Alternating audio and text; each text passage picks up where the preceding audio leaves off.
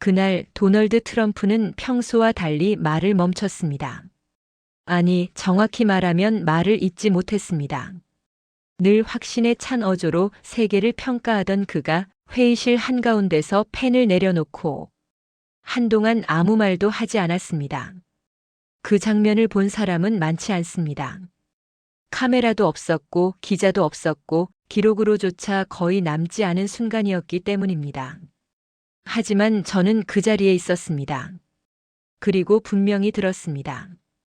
그가 낮은 목소리로 마치 혼잣말처럼 꺼낸 그 한 문장을. 그 말은 칭찬도 아니었고 정치적인 수사도 아니었으며 누군가를 의식한 발언도 아니었습니다. 오히려 그 반대였습니다. 미국이 그리고 트럼프 자신이 결코 쉽게 인정하지 않던 종류의 말이었습니다.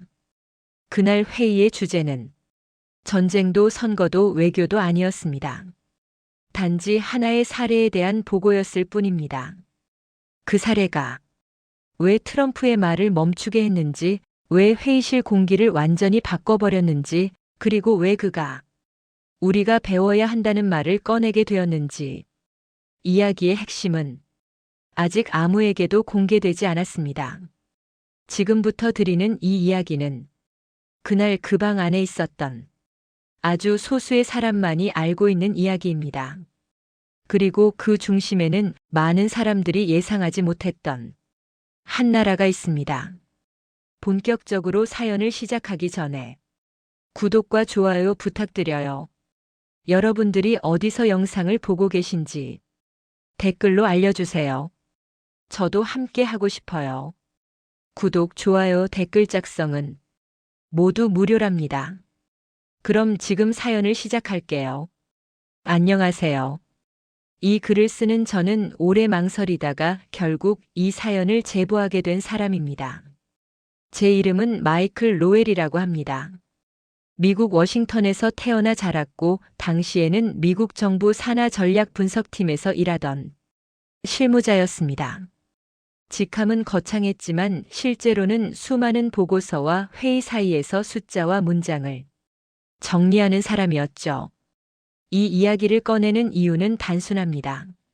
제가 직접 보고 듣고 그 자리에 있었던 한순간이 시간이 지날수록 자꾸 마음에 남았기 때문입니다. 그 순간을 떠올릴 때마다 세계가 알고 있는 한 인물의 모습과 제가 그날 본 모습이 너무 달랐기 때문이죠. 그날 회의실에 들어가기 전까지도 저는 그 회의가 특별할 거라고는 생각하지 않았습니다. 미국 정부에서 일하다 보면 중요한 회의라는 말은 너무 흔하게 들리거든요. 회의실 문 앞에서 커피를 한 모금 마시며 저는 그날도 습관처럼 제 노트를 확인하고 있었습니다. 회의실 안에는 이미 사람들이 자리를 잡고 있었습니다.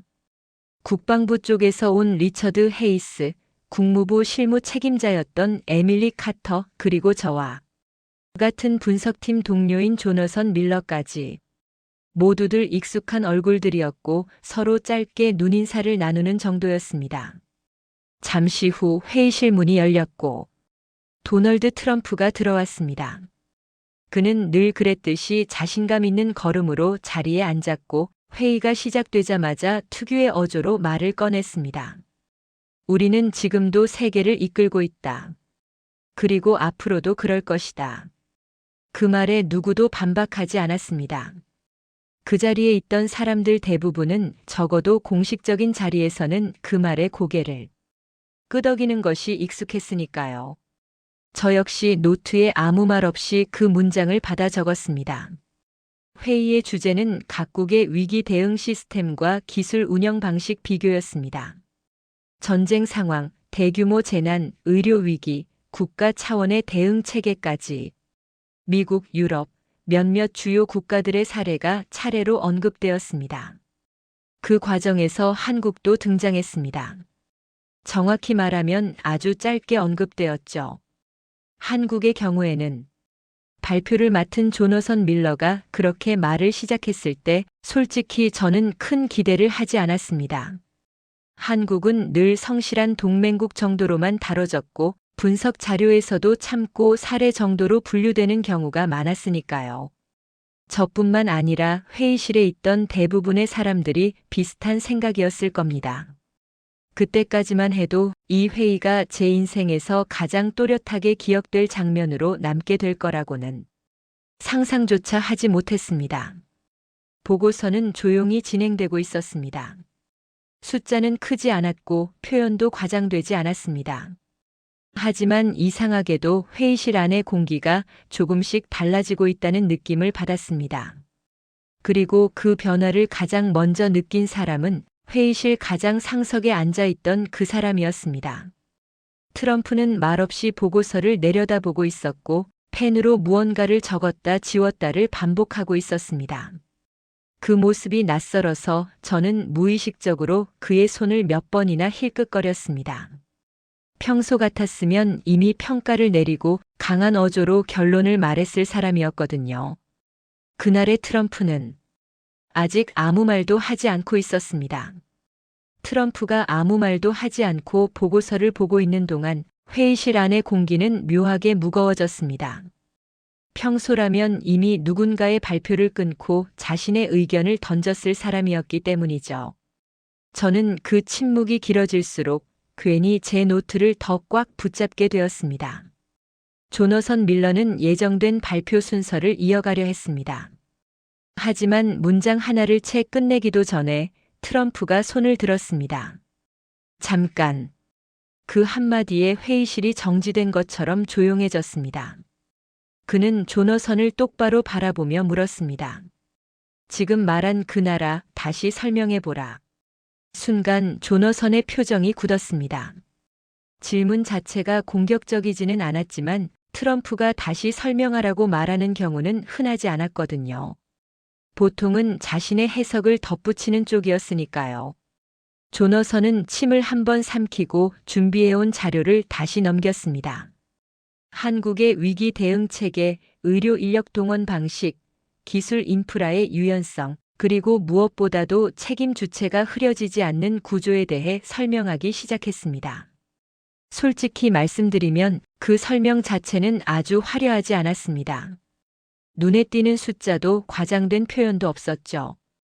그저 상황이 발생했을 때 누가 움직이고 누가 남고 누가 끝까지 책임지는지에 대한 이야기였습니다. 그런데 이상하게도 트럼프는 고개를 들고 조너선을 바라보고 있었습니다. 자료가 아니라 사람을 보고 질문을 던지고 있었죠. 그럼 저 상황에서 실패하면 누가 책임지지? 최종 결정권자는 누구야? 그 사람들이 빠지면 시스템은 멈추나? 질문 하나하나가 날카로웠지만 비난이 아니라 확인에 가까웠습니다. 그는 누군가를 몰아붙이듯 묻는 게 아니라 정말로 이해하려는 태도로 질문하고 있었습니다. 회의실에 있던 저희는 점점 말을 아끼게 되었습니다. 누군가 농담을 하거나 분위기를 가볍게 만들 생각을 하지 않았습니다. 그날의 트럼프는 우리가 알고 있던 모습과 달랐기 때문입니다. 조너선의 설명이 끝났을 때 에밀리 카터가 조심스럽게 말을 보탰습니다. 한국은 위기 상황에서 책임을 나누기보다 책임을 남기는 쪽을 선택하는 경향이 있습니다. 그 말에 트럼프는 잠시 생각하더니 의자에 등을 깊게 기대며 말했습니다. 그래서 빠르군. 그 짧은 한 문장이 회의실의 공기를 완전히 바꿔놓았습니다. 미국은 늘 시스템을 자랑해왔습니다. 완벽한 매뉴얼, 복잡한 승인 절차, 철저한 보고 체계. 하지만 그날만큼은 그 모든 것이 오히려 발목을 잡고 있다는 느낌이 들었습니다. 트럼프는 다시 펜을 들고 메모를 하기 시작했습니다. 그리고 이전과 달리 메모를 지우지 않았습니다. 그 모습이 저는 묘하게 기억에 남습니다. 그는 더 이상 비교하지 않았습니다. 누가 더 낫다는 식의 말을 하지도 않았습니다. 대신 한 나라의 방식이 왜 그렇게 작동하는지를 끝까지 듣고 있었습니다. 회의가 중반을 넘어갈 즈음 리처드 헤이스가 제 쪽으로 몸을 기울이며 낮은 목소리로 말했습니다. 이 분위기 느껴지지 않나? 저는 고개를 끄덕일 수밖에 없었습니다. 그날 회의실에서는 미국이 가르치는 쪽이 아니라 처음으로 귀를 기울이는 쪽이 되고 있었으니까요. 그리고 그 변화의 중심에 조용히 생각에 잠긴 트럼프가 앉아 있었습니다. 회의실의 공기는 눈에 보이지 않지만 분명히 무게가 있었습니다. 누군가 말을 크게 하지 않아도 의자를 움직이는 소리조차 조심스러워질 만큼 말이죠. 저는 그날 처음으로 회의실 안에서 시간의 흐름이 느리게 움직인다고 느꼈습니다. 트럼프는 여전히 말을 아끼고 있었습니다. 아까까지만 해도 질문을 던지던 그가 이번에는 아무 말 없이 자료를 넘기고 메모를 하고 한 문장을 몇 번이나 다시 읽는 모습이었습니다. 그 모습이 이상하게도 낯설었습니다. 보통 그는 결론을 먼저 말하고 그에 맞춰 주변이 움직이게 만드는 사람이었거든요. 하지만 그날만큼은 결론을 서두르지 않는 것처럼 보였습니다. 회의는 한국 사례 이후로 자연스럽게 다른 국가들의 대응 방식으로 넘어갔습니다. 유럽의 시스템, 중동의 전략, 각국의 장단점이 차례로 언급되었죠. 그런데 이상하게도 어떤 나라의 설명이 끝나도 회의실 안에서는 별다른 반응이 나오지 않았습니다. 모두의 머릿속에는 여전히 조금 전 이야기했던 그 구조, 그 태도가 남아있었기 때문입니다. 그 침묵을 깬 건 국방부에서 온 리처드 헤이스였습니다. 한 가지 더 말씀드려도 되겠습니까? 트럼프는 고개만 끄덕였습니다. 리처드는 조심스럽게 말을 이었습니다. 한국의 방식은 실패했을 때 책임을 추적하기 쉬운 구조입니다. 그래서 성공보다 실패를 더 두려워하지 않습니다. 그 말이 끝났을 때 트럼프의 손이 멈췄습니다. 그는 펜을 들고 있었지만 더 이상 글자를 적지 않았습니다. 펜 끝이 종이에 닿은 채로 한동안 움직이지 않았습니다. 저는 그 장면을 또렷하게 기억합니다. 펜을 쥔 그의 손등에 힘이 들어가 있었고 눈은 자료가 아니라 허공 어딘가를 보고 있었습니다. 그때 트럼프가 입을 열었습니다. 실패를 숨기지 않는다는 거군. 그 말은 질문처럼 들렸지만 사실은 이미 답을 알고 있는 사람의 말투였습니다. 에밀리 카터가 조심스럽게 대답했습니다. 네. 오히려 실패를 기록으로 남깁니다. 그래야 다음이 달라진다고 믿는 것 같습니다. 그 짧은 대화 이후 회의실은 다시 조용해졌습니다. 누군가 말을 이어가려 했지만 트럼프가 손바닥을 가볍게 들어 제지했습니다. 잠깐만. 그는 의자에 등을 깊게 기대며 천천히 숨을 한 번 내쉬었습니다. 마치 머릿속에서 무언가를 정리하는 사람처럼요. 저는 그 순간 이 회의가 단순한 비교 보고가 아니라는 걸 느꼈습니다. 누군가를 평가하는 자리가 아니라 자기 자신을 들여다보는 시간이 되어가고 있다는 느낌이 들었죠. 트럼프는 다시 몸을 앞으로 숙이며 말했습니다. 우리는 항상 시스템이 크다고 생각해왔다. 절차가 많으면 그게 안정이라고 믿어왔지. 그는 말을 멈추고 회의실을 천천히 둘러보았습니다. 그 시선이 제 쪽을 스쳐 지나갈 때 저는 괜히 자세를 고쳐 앉았습니다.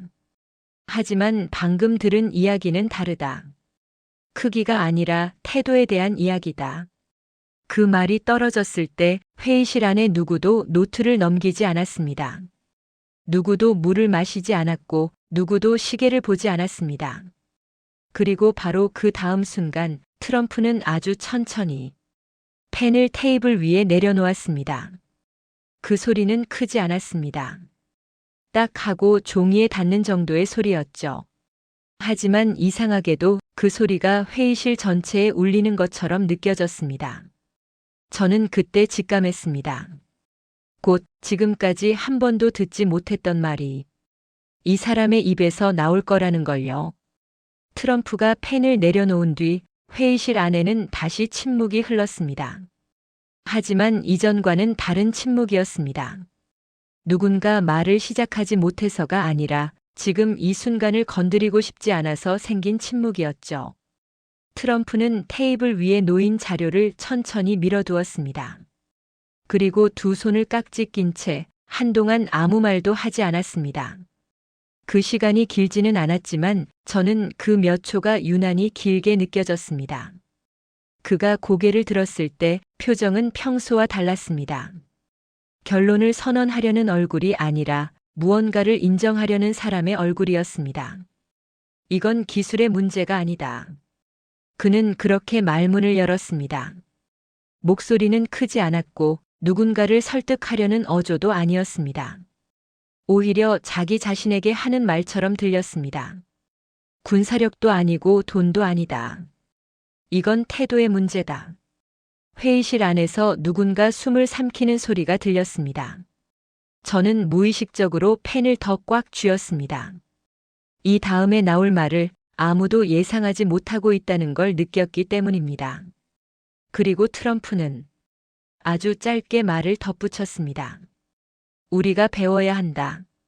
그 문장은 길지 않았습니다. 강조도 없었고 반복도 없었습니다. 하지만 그날 그 회의실에 있던 사람들 모두는 그 말의 무게를 느꼈습니다. 트럼프가 다른 나라를 향해 배워야 한다고 말한 순간은 제가 그 자리에서 일하는 동안 단 한 번도 없었습니다. 그는 그 말을 하고 나서 더 이상 설명하지 않았습니다. 누구를 지목하지도 않았고 구체적인 지시도 내리지 않았습니다. 그저 그 문장 하나를 남긴 채 회의를 마무리하자는 손짓을 했습니다. 회의는 예정된 시간보다 조금 일찍 끝났습니다. 사람들은 자리에서 일어나면서도 쉽게 말을 꺼내지 못했습니다. 마치 방금 들은 말을 각자 마음속에서 한 번 더 정리해야 할 것처럼요. 회의실을 나서며 리처드 헤이스가 제 옆에서 낮은 목소리로 말했습니다. 방금 들었지? 저는 고개를 끄덕였습니다. 에밀리 카터는 아무 말 없이 서류를 가슴에 안고 걸어가고 있었습니다. 조너선 밀러는 한동안 제자리에서 테이블을 바라보고 있었고요. 그날 이후로 공식 석상에서 트럼프가 한국을 직접 언급하는 일은 많지 않았습니다. 칭찬도 없었고 평가도 없었습니다. 하지만 내부 문서에서 한국을 대하는 표현은 분명히 달라졌습니다. 동맹국이라는 말 대신 기준이라는 단어가 쓰이기 시작했고 참고 사례가 아니라 비교 불가한 구조라는 표현이 등장했습니다. 그날의 회의는 어디에도 크게 기록되지 않았습니다. 뉴스로 나오지도 않았고 연설문에 남지도 않았습니다. 하지만 저는 압니다. 진짜 인정이라는 것은 카메라 앞에서 나오는 말이 아니라 사람이 혼잣말처럼 내뱉는 한 문장에 담긴다는 것을요. 그날 트럼프는 한국을 칭찬하지 않았습니다. 다만 고개를 끄덕였을 뿐입니다. 그리고 저는 그 순간을 떠올릴 때마다 이렇게 생각합니다. 국격이라는 것은 목소리를 높여 주장해서 얻는 것이 아니라 누군가가 조용히 우리가 배워야 한다고 말하게 만들 때 비로소 완성되는 것이라고요. 사연이 끝났습니다. 대한민국을 사랑하는 분이라면 1초밖에 걸리지 않는 좋아요 버튼 한 번만 눌러주세요. 여러분의 클릭 한 번이 영상 제작에 아주 큰 도움이 됩니다. 끝까지 시청해 주셔서 감사합니다.